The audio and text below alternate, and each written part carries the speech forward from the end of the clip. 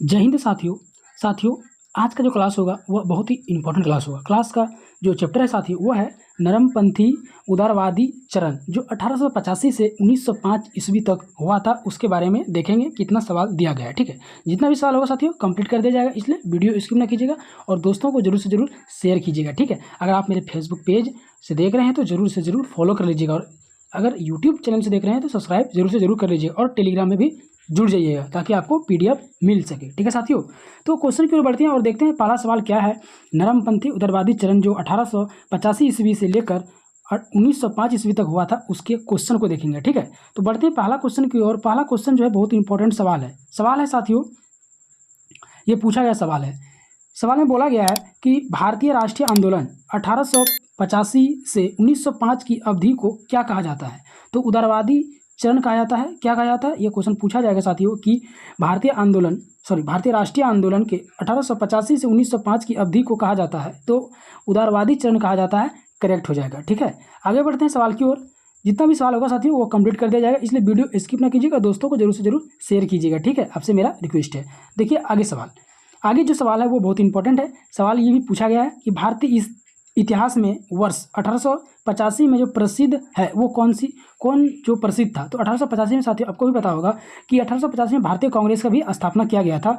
क्या किया गया था, भारतीय कांग्रेस की स्थापना किया गया था 1885 में। ठीक है, आगे सवाल की ओर बढ़ते हैं। आगे जो सवाल है वो बहुत इंपॉर्टेंट भी है। इस चैप्टर का जितना भी सवाल होगा साथियों करीब से करीब इंपॉर्टेंट ही रहेगा, इसलिए वीडियो स्किप ना कीजिएगा।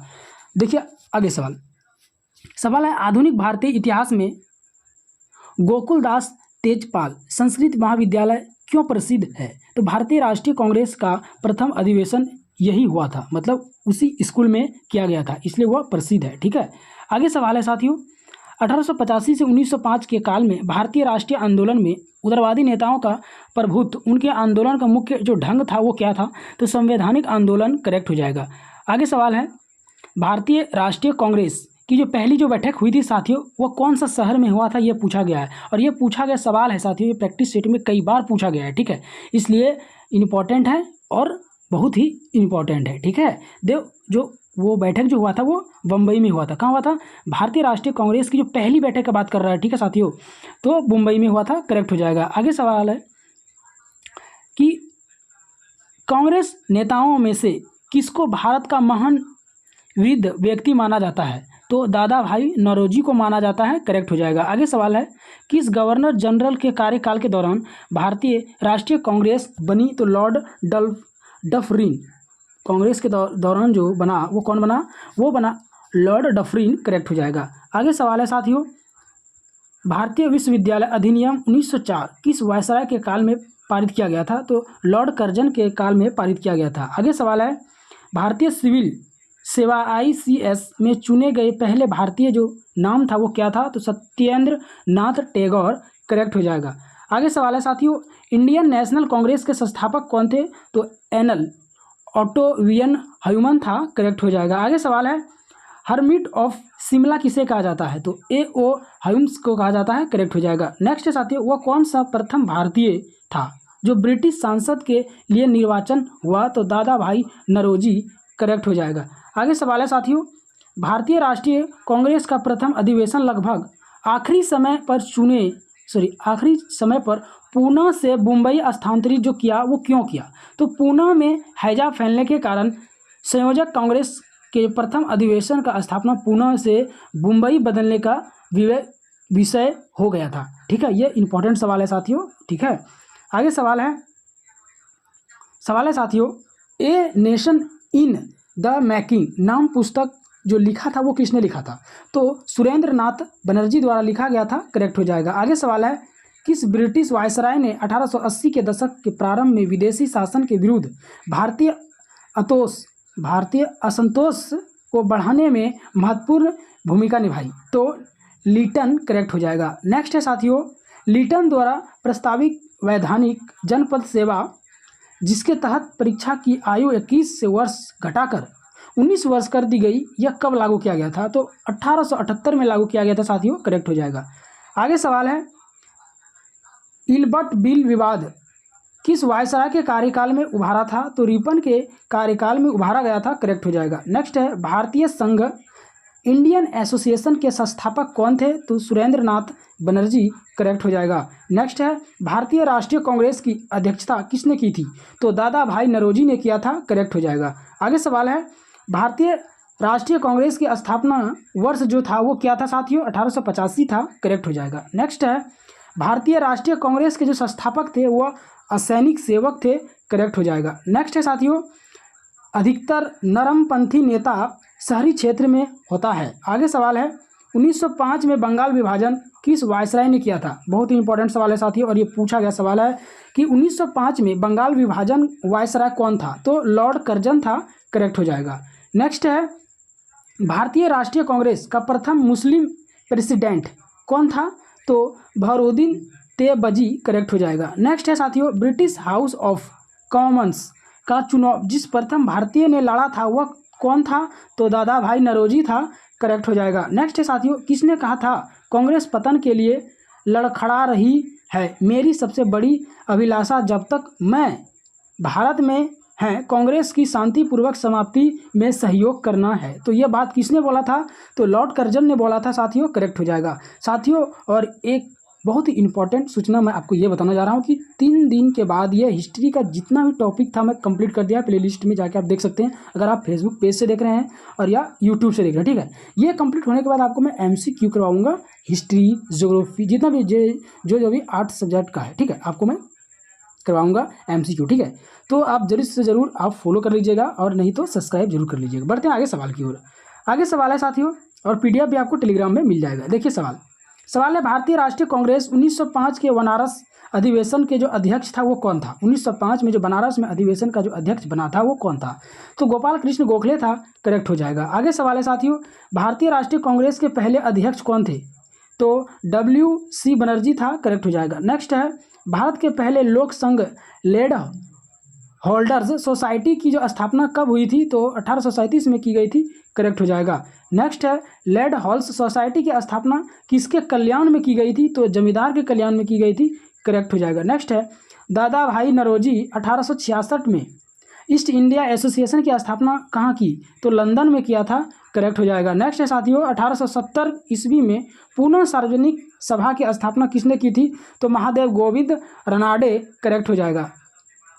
आगे सवाल है किस एक सन 1875 में हाउस ऑफ कॉमन्स में एक याचिका प्रस्तुत करते हुए ब्रिटिश संसद में भारत में प्रत्यक्ष प्रतिनिधित्व की मांग की गई? तो डी डक्कन एसोसिएशन, करेक्ट हो जाएगा।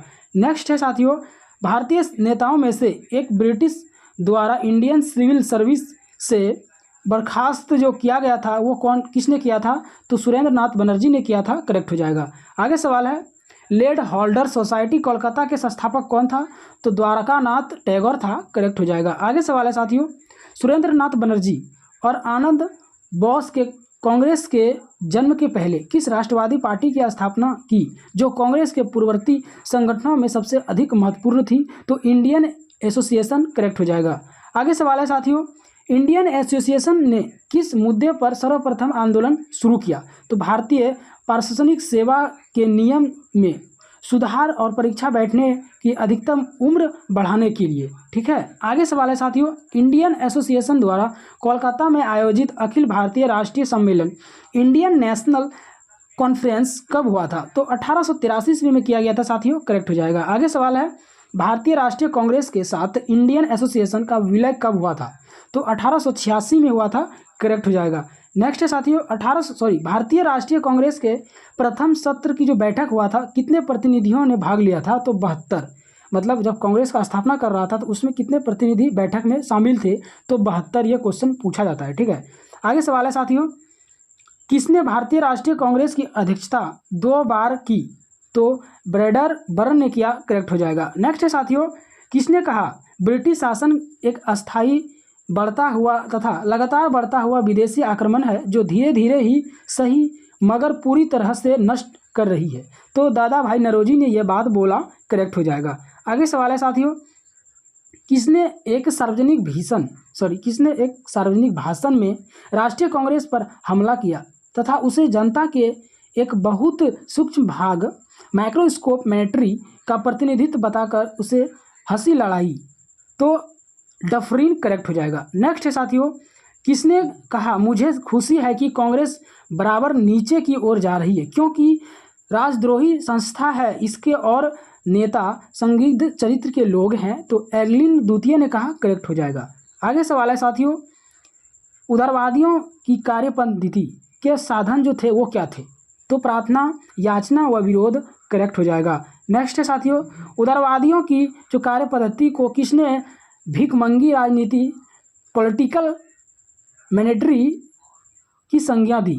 तो यह उग्रवादियों ने दिया, करेक्ट हो जाएगा। ठीक है, आगे सवाल है साथियों, ब्रिटिश साम्राज्य के अंतर्गत स्वशासन की जो मांग सबसे पहले किसने और कब की थी? तो दादा भाई नौरोजी ने 1904 ईस्वी में किया था, करेक्ट हो जाएगा। नेक्स्ट है साथियों, उदारवादियों का सबसे प्रमुख जो योगदान था वो क्या था? तो ब्रिटिश शोषण नीति की ओर जनता का ध्यान खींचना, करेक्ट हो जाएगा। नेक्स्ट है साथियों, किसने कहा था हमें मुद्दों की तरह खुलकर कहना चाहिए कि हमें अपनी मज्जा तक राजभक्त है, हमें अंग्रेजी राज्य से हुए फायदों का ज्ञान है? तो दादा भाई नौरोजी ने बोला था, करेक्ट हो जाएगा। आगे सवाल है साथियों, किसने कहा था भारतीय वश तलवार के बल पर जीता गया और तलवार के बल पर ही ब्रितानी कब्जे में जाएगा? तो एगलिन ने कहा था, करेक्ट हो जाएगा। आगे सवाल है साथियों, किसने उदारवादियों के संबंध में कहा अपनी शिकायतों का निवारण करने तथा रियायत पाने के लिए 20 साल से अधिक समय कमोबेश जो आंदोलन चलाया उसे उन्हें रोटियों के बजाय पत्थर मिले? तो लाला लाजपत राय को मिला था, करेक्ट हो जाएगा। आगे सवाल है साथियों, किस अग्रवादी नेताओं ने उदारवादियों के संबंध में कहा था कि यदि हम साल में एक बार मेढकों की तरह टर करके चुप रहे तो हमें कभी भी अपने प्रयासों को सफलता नहीं मिलेगी? यह बात किसने बोला? तो बाल गंगाधर तिलक ने बोला था, करेक्ट हो जाएगा। ठीक है साथियों, आगे सवाल है, किसने इंडियन नेशनल कांग्रेस की नरम दलीय राजनीति की व्यवस्थित आलोचना न्यू लैप्स फॉर होल्ड शीर्षक लेखों की श्रृंखला की?